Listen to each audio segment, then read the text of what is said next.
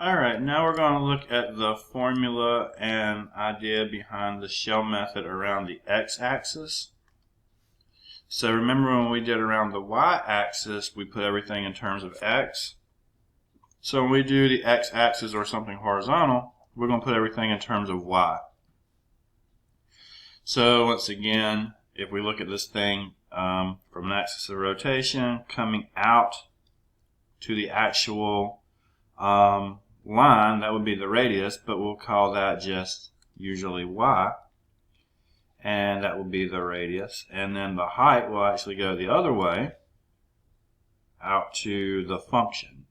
So usually that will be the height, which will be kind of like an f of y, if we're going to put it in terms of y.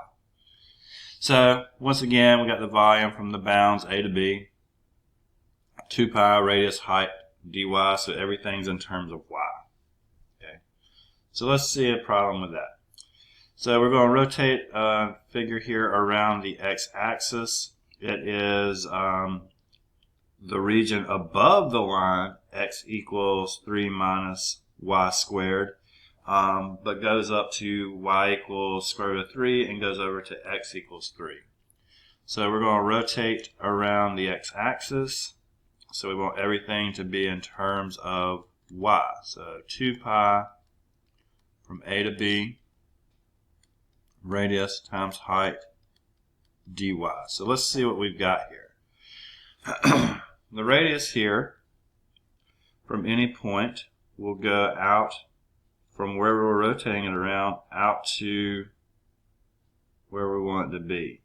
So the radius will be basically out to whatever y we want to put in there. So our radius will be y, and our height will be the distance or the height of those cans if they were laying sideways. So in this case, it looks like it'll go out to 3, but then we'll take off the inner part, so it'll be 3 minus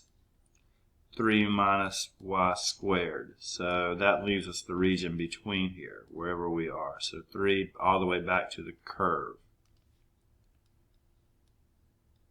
Eraser? Yes.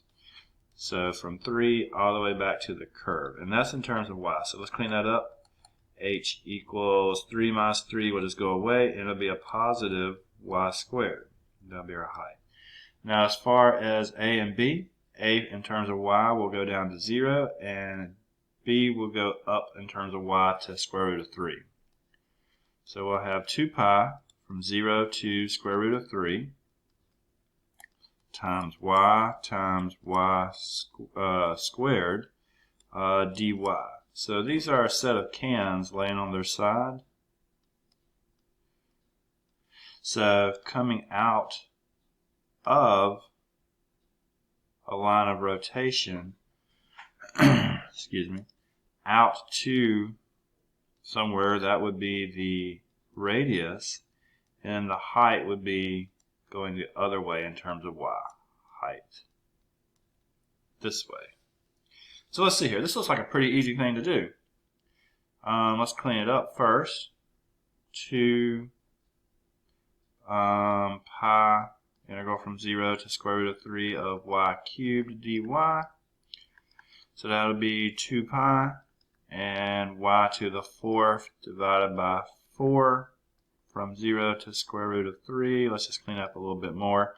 It looks like it'll be pi over 2 y to the 4th from 0 to square root of 3. So what's that guy doing? There, it went away. So we'll let y equal square root of 3. So when we do that, we'll have pi over 2, and square root of 3 to the 4th will be 9. Okay, minus, we're going to let y equal 0. So that'll be pi over 2 times 0, so that'll go away. So it looks like our volume we'll get is 9 pi over 2. We could put that in a calculator, it doesn't really feel necessary. Okay, so when we change the orientation, remember that's going to change our variable, but these are the opposite of the disk washer method.